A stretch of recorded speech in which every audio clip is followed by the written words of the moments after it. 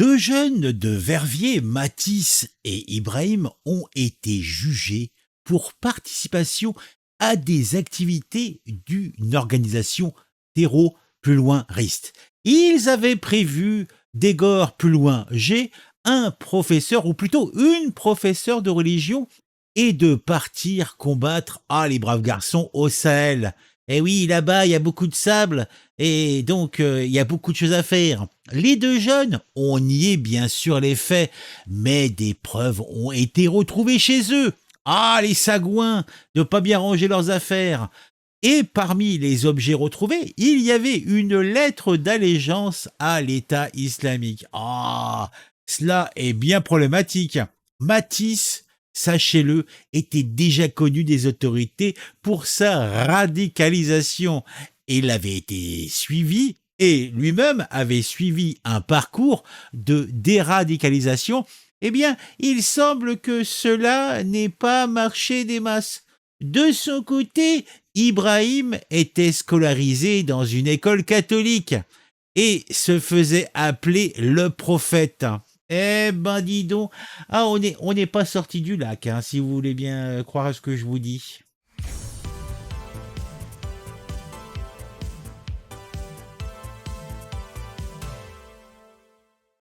Alors, je vous avoue que j'ai été un petit peu prime sautier au-delà du raisonnable, puisque j'ai laissé entendre sur la miniature que je vous remontre que cet événement se passait en France. Eh bien, j'ai menti. Je suis un immonde scélérat. J'ai fait ça pour vous attirer tel un colibri tentateur. Eh oui, non, non, ça se passe chez nos amis francophones de Belgique. Et c'est là-bas que nous allons déposer nos valises aujourd'hui en nous intéressant à deux candidats djihadistes de Verviers. Je vous l'ai dit, ils se nomment Mathis et Ibrahim et ils ont tout nié en bloc devant les magistrats. Mais les preuves retrouvées chez eux, notamment une lettre d'allégeance à l'État islamique et un testament, ne plaident pas en leur faveur. Faut dire ce qui est, c'est quand même des plus problématiques. Selon l'enquête, les deux jeunes avaient prévu d'égor plus loin G une professeure de religion qu'ils estimaient parler mal du Coran. Pourtant le Coran alternatif permet de certaines interprétations plus rigolotes, mais bon. Ils sont pas des rigolos. Ils avaient même, alors là c'est intéressant comme détail, acheté une machette pour mettre leurs plans à exécution. Eh oui, pas beau, pas propre. Mais heureusement, les forces de l'ordre sont intervenues à temps pour éviter le pire. Oui. Le parcours de Mathis, 20 ans, est particulièrement inquiétant. Écoutez plutôt. Il était déjà connu des autorités pour sa radicalisation et avait même suivi un parcours de déradicalisation qui visiblement n'a pas eu d'effet. Oui. Le magistrat fédéral a même déclaré c'est de l'argent public jeté par les fenêtres dans son cas. Oui, le gars était indécrottable. Ce qu'il fallait faire, mais bon, c'est guère possible dans nos démocraties, c'est l'enfermer dans un trou de basse-fosse et de perdre les clés, quoi. Oui. Et de retourner 18 mois plus tard pour évacuer les os. Le parcours de Mathis, donc, comme je l'ai dit, était particulièrement inquiétant. De son côté, donc, on a Ibrahim. Ibrahim, 18 ans, était quant à lui scolarisé dans une école catholique de Verviers. Il avait organisé des prières sur le parking de l'établissement pendant les cours et se faisait appeler le prophète. Eh oui, le prophète. Il a fini par se faire exclure de l'école. Tu m'étonnes. Le mec, il est dans une école catholique. Il fait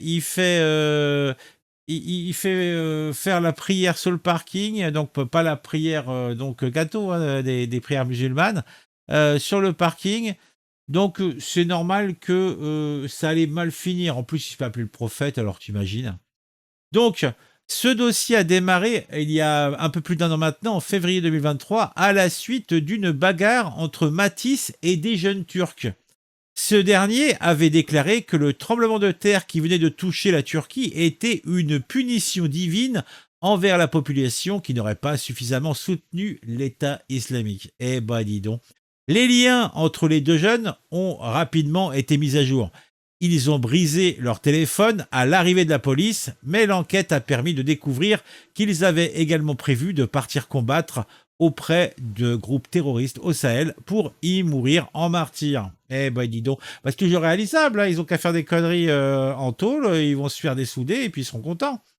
Devant les magistrats, les deux jeunes ont continué à nier les faits, mais leur attitude et leurs propos laissent peu de place au doute. Je suis musulman, je fais les 7 prières. Ah bon, il fait les 7 prières. Je crois qu'il y en avait que 5, moi. Bon. Je fais les 7 prières à l'heure. Je ne vois pas où est le problème. Me mettre en prison ne changera rien à ma foi. J'accepte Allah comme seul juge. Je fais le désaveu total de vos lois, a déclaré Ibrahim devant une assistance atterrée. Oui, atterrée l'assistance, je ne le vous dirai jamais assez. Mathis et Ibrahim encourent respectivement, et pas grand-chose au final, hein. 4 et 2 ans de prison avec sursis probatoire devant le tribunal correctionnel de Liège. Une affaire qui, vous en conviendrez, montre une fois de plus la nécessité impérieuse de lutter contre la radicalisation et le terrorisme, parce que bon, c'est guère possible. Et après, comme je l'ai dit, pour les indécrottables, bah, il faut les mettre dans un cul de batte-fosse et les oublier, hein. Et puis, c'est tout. Moi, je vois pas d'autre solution. En tout cas, dites-moi en commentaire ce que vous pensez de tout ça. Et si vous pensez pas grand-chose, bah, mettez quand même un petit coucou, un petit mot, histoire de m'aider pour la visibilité de cette vidéo, puisque la visibilité, elle est améliorée quand il y a un grand nombre de commentaires et un grand nombre de j'aime. Vous pouvez aussi, si vous le souhaitez, vous abonner à la chaîne, si vous aimez bien ce que je fais. Et pour ça, c'est facile, vous cliquez sur abonnement et vous activez la petite cloche. À très vite pour une nouvelle vidéo sur un sujet qui m'aura intéressé et qui, je l'espère, vous intéressera aussi.